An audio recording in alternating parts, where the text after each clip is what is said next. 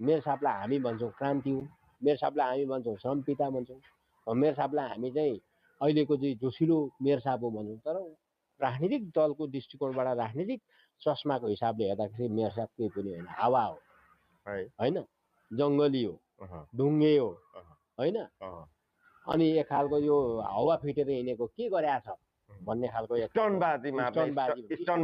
स्टन त खतरा मान्छेले मात्रै गर्छ अरे क्या, जामेबाज भन्छ भनौँ न उहाँहरूको भाषा भन्दाखेरि। स्टन त मेयर साहब बाहेक अरू कसैले गर्न सक्दैन। विकासको काममा होस्, पार्क बनाउने कुरा होस्, समुदायको कुरामा होस्, श्रमदान जुटाउने कुरामा होस्, स्टन त उहाँले जति कसैले गर्दैन। आज बिहान एकैछिन आउँदाखेरि 400-500 श्रमदाता हुने, मेयर साहब 2 घन्टा खटेर फेरि अफिसतिर जाँदाखेरि श्रमदाता छैन त्यहाँ होइन। यसको मतलब त्यो त स्टन हो नि त, उहाँको केही न केही उहाँमा छ हामी भन्छौँ। तर हाम्रो पूर्व मेयर आदरणीय तिलक राईज्यू केही होइन, उहाँ भन्नुहुन्छ। उहाँको त्यो दृष्टिकोण, उहाँको चस्मा, उहाँको भिजन, उहाँको विश्लेषण गर्ने तरिका चाहिँ अब मैले सुरुदेखि नै, योचोटि मात्रै होइन उहाँले विमति राखेको, योभन्दा अगाडिदेखि नै विमति उहाँले राख्दै आउनु भएको छ। अब यसरी गर्दाखेरि चाहिँ म माथि जान्छु भन्ने उहाँको सोचाइ हो भने त्यो चाहिँ गलत छ।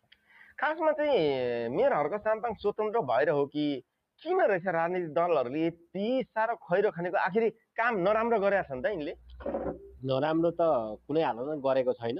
हजुर। र जति सामाजिक सञ्जालमा एक खालको जुन हावा पिटिएको छ, तर त्यतिको काम पनि भएको छैन। तर अथक प्रयास गरेको छ नि, सीमित स्रोत साधन होइन,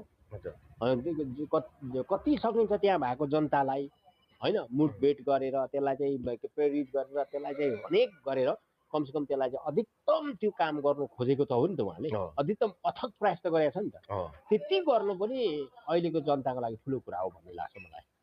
नभएदेखि घोषणा पत्र देखाउँछन्, चुनावमा यो गर्छु त्यो गर्छु भनेर दिवा सपना देखाउँछन्, अनि मासु भात खुवाउँछन्, अनि सत्तामा पुगेपछि त्यो मान्छे चिन्दैन, नमस्कार गर्दा पनि को हो तपाईँ भन्ने खालको राजनीतिक संस्कारलाई तोडेर उहाँले जुन खालको मैले बोले जेको लागि मैले चाहिँ यहाँ आएँ त्यो काम चाहिँ म सके पनि नसके पनि, पुरा गरे पनि नगरे पनि होइन, त्यो पुरा होस् कि नहोस् तर मेरो तर्फबाट कोसिस 100% हुन्छ, 200% हुन्छ भन्नु त उहाँको ठुलो कुरा हो नि त।